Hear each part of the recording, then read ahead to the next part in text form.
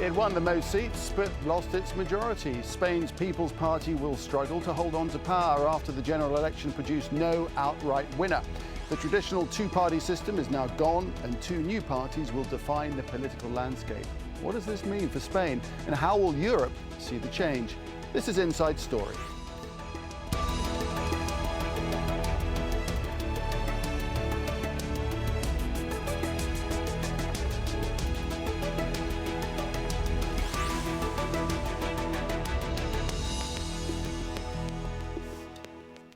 Hello and welcome to the programme. I'm Nick Clark. It's an election result that will transform Spanish politics. Two new political parties have ended Spain's two-party system. Prime Minister Mariano Rajoy's People's Party won the most seats but fell well short of a majority.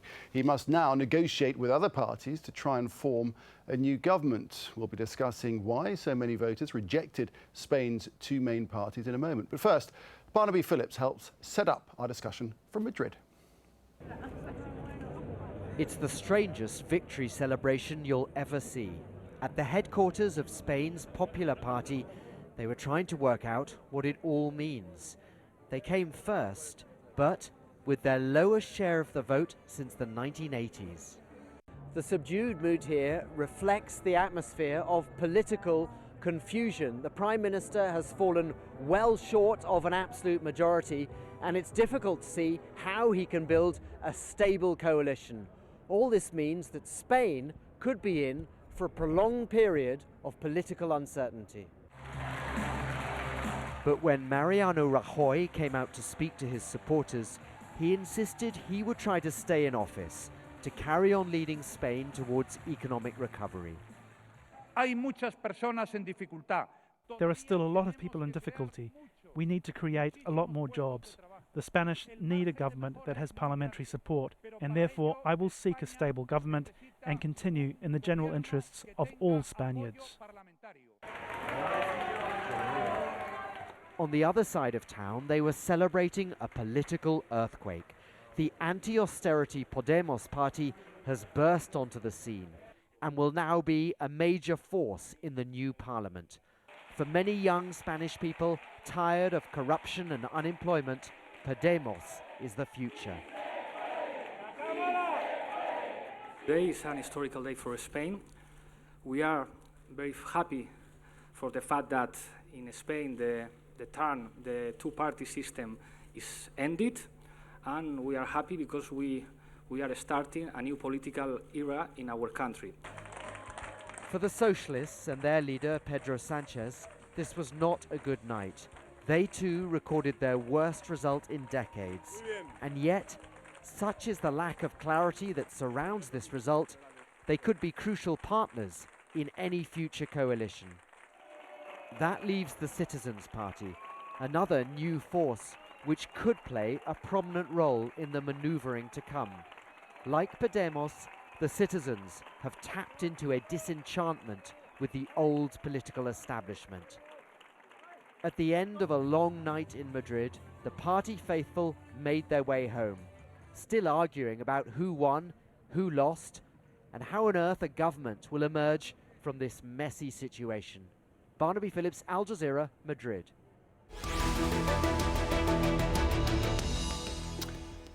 So then, who are the two parties that have shaken Spain's political system? Well, first up, the left-leaning Podemos is part of an anti-austerity movement created during Spain's financial crisis. It's defined itself as a party of ordinary people, different from Spain's out-of-touch political class. Ciudadanos is in many ways the centrist alternative to Podemos. It too has won voters disillusioned with what many Spaniards see as corruption in politics. Okay, let's introduce our guests now to talk about this interesting development in Spain. In Madrid, Antonio Barroso, Senior Vice President at Teneo Intelligence and former Senior Analyst at Eurasia Group. To Barcelona, where we have Berta Barbet, Specialist on Political Behavior and Public Opinion. And in Madrid, also we have Cristobal Herrera, Professor at Carlos III University. Welcome to you all. And Berta, if I may start with you in Barcelona. The people have spoken and they have demanded change. What do you make of it all?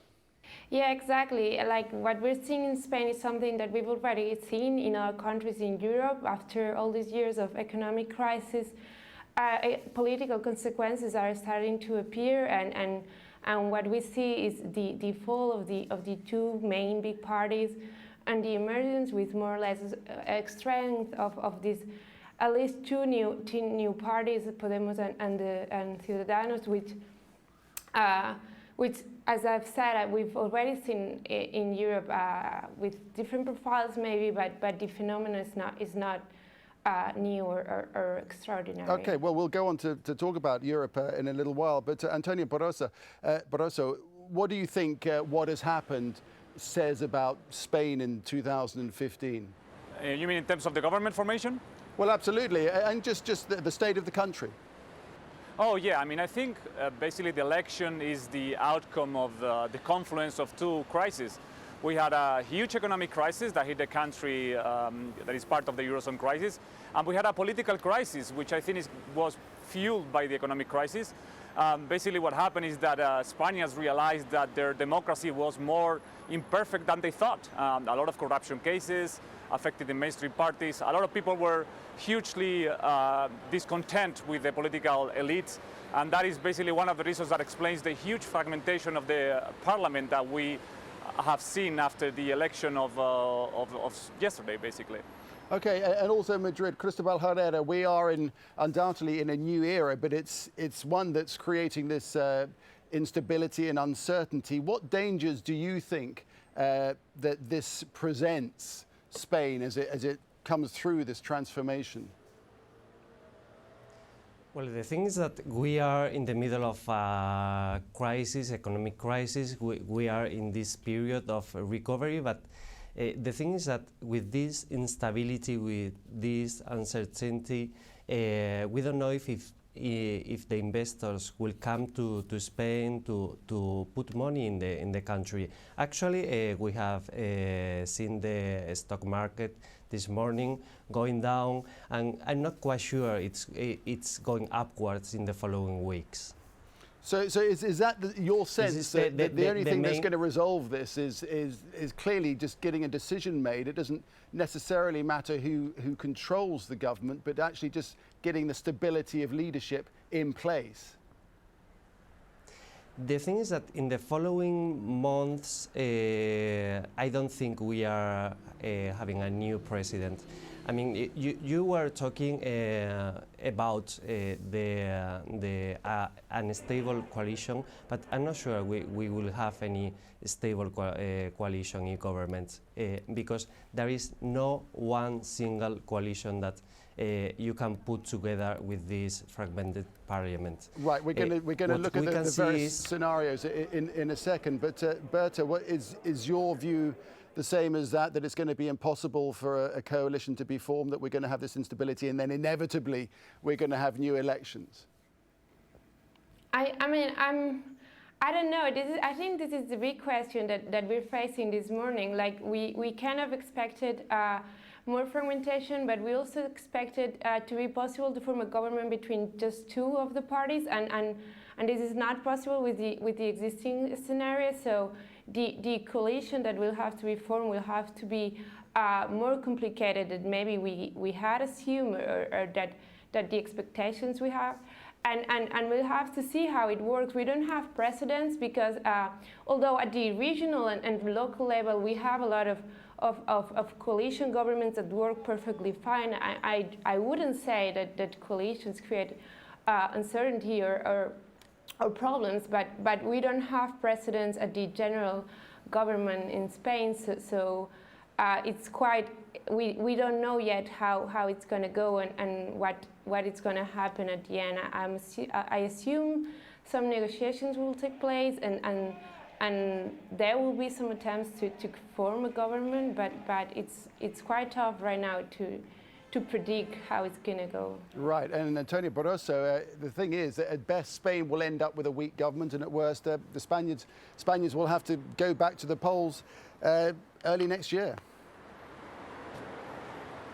Well, it's certainly a possibility. I completely agree with Mr. Herrera and Ms. Barbet. I mean, there are two. I mean, there's one thing that we know for sure: a pact between the mainstream parties in Spain, the Socialist Party and the ruling PP, is off the table. Leaders of both parties have suggested that they won't cut a deal. So there are only two options: one on the right, whether incumbent Prime Minister Mariano Rajoy can try to form a government on the right, but it's going to be very difficult. He doesn't have a lot of suitable partners, let's put it that way.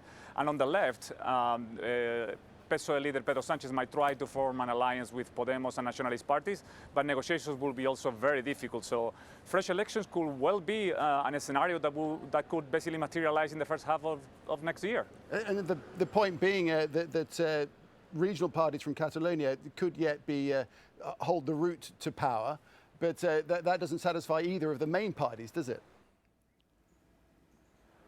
Indeed, actually, you know, the Catalan parties have around, I think, 17 seats, which gives them, in a situation of fragmentation, it actually could be some of the most important kingmakers at the end of the day. And we know that Catalan parties have strong preferences regarding the celebration of a referendum of self-determination. So it's pretty sure that they will try to push, well, they will try to include a consultation of the future of Catalonia in any deal with national parties. And at the same time, that will be very difficult to accept for the Socialist Party. So as I said, huge uncertainty and fresh elections cannot be discarded at this point. Berta, is there any possibility that Mariano Rajoy could rule with a minority government? Could that be a scenario that we might see?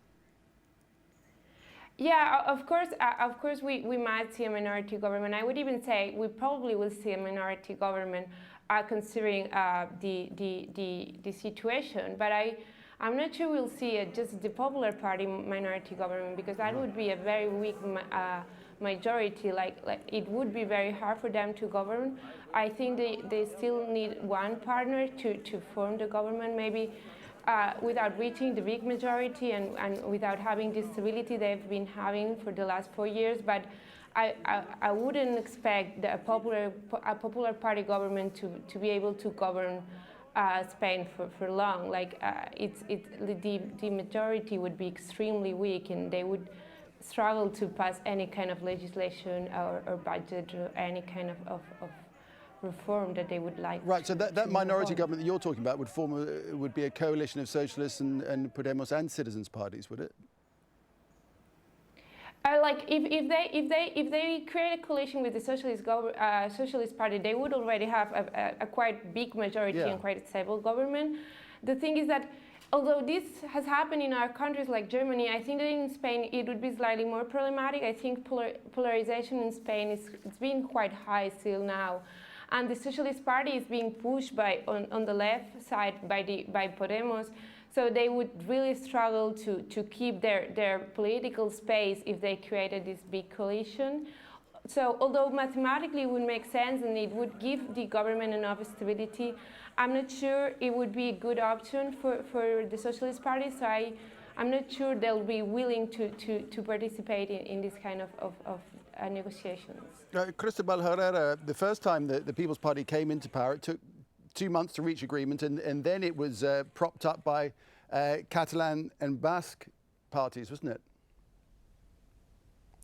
it? Yeah, well, the Catalan debate it's very important now in the Spanish politics, because they actually do not have a new president, and they are waiting for the results in the general elections last night, just to know if they have any way to negotiate with the Spanish central government in order to have this referendum. So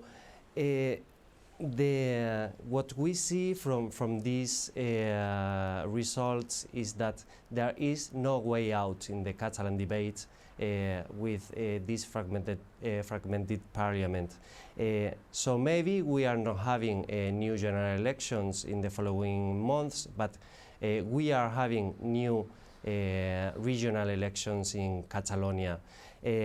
Actually, the only party that could support the new government, either with the Popular Party or with the Socialist Party, is the Basque nationalists, the PMD.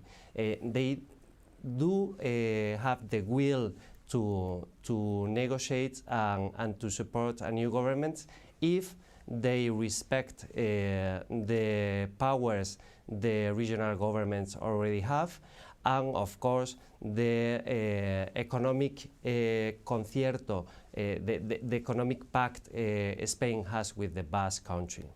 It's certainly very complicated and so many permutations. It's actually mind-boggling. But as we were talking about a little bit earlier, Spain's sluggish economic recovery was a big issue in this election. Spaniards have been hit hard by recession over the last few years. The unemployment rate peaked at 27% and hundreds of thousands of homes were repossessed. Things have started to get better, but the recovery has been slow and the economy is now growing by about 3% a year.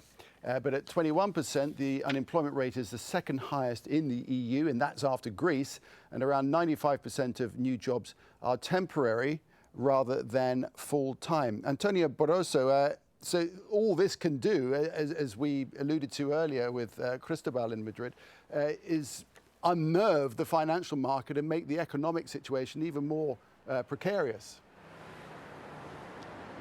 Oh, absolutely. I mean, I think, you know, the truth is, to be told, Syriza in Greece has set a new threshold for political risk in the Eurozone. So it's normal to see this kind of uncertainty in markets following an uncertain result in an election. It's not the first time that we see it in Europe. Actually, the concern is more in the medium term, whether Spain will be able to stand another economic shock. Look, you said it, right? The economy is coming back, but unemployment is still exceedingly high. And the public debt burden is still quite high as well. For now, with the favorable macro conditions, QE, low oil prices and low euro, I think the Eurozone as a whole is considered to be relatively safe. But what happens is that if the tailwinds become headwinds, you're going to have weaker governments that are going to have a harder time to implement the necessary measures to respond to an economic shock. That is the main concern, I think, in the medium term in the Eurozone. Berta, how do you assess the economic dangers of this precarious situation that Spain finds itself in? I'm not an expert in economics, so I'm not very sure about what exactly is it that's going to make the situation better or worse.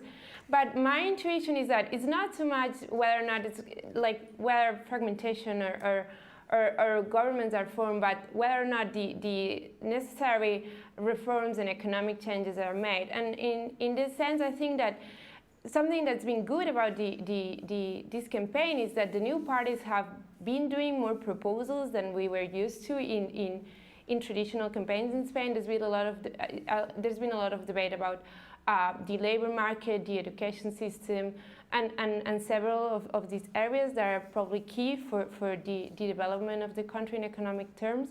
So I wouldn't be as pessimistic in terms of the impact of these elections in the economic situation.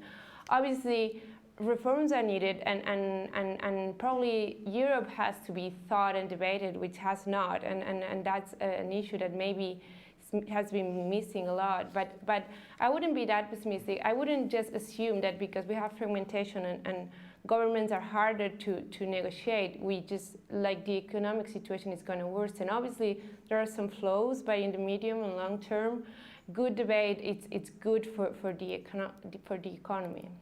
And Cristobal, as EU nations observe this election and follow the fallout, if you like, how do you think they're assessing what's happening, and how nervous might they be about the development of these smaller parties having such a big influence on the two-party system in Spain, and indeed the influence it'll have, the election as a whole, on the economic recovery in Spain? Well, actually in Brussels and in Berlin, they would be happy if the Popular Party and the Socialists could arrange a coalition government, because that's stability, and they are the parties they know can make it. Actually, they are quite comfortable with citizens, with Ciudadanos. That's the center-right party, but they are not quite happy with Podemos. In any event, they do know that it is very difficult to have a coalition in the following months, and even if we have a weak government in Spain, the thing is that they will not be able to make any decision, not in the bad way or the good way. So if there is no decision, because they do not have the power to put laws through the parliament, we have some kind of political instability, but we do have economic stability. We have the budget, the national budget, already passed, so we have this whole year with all the budget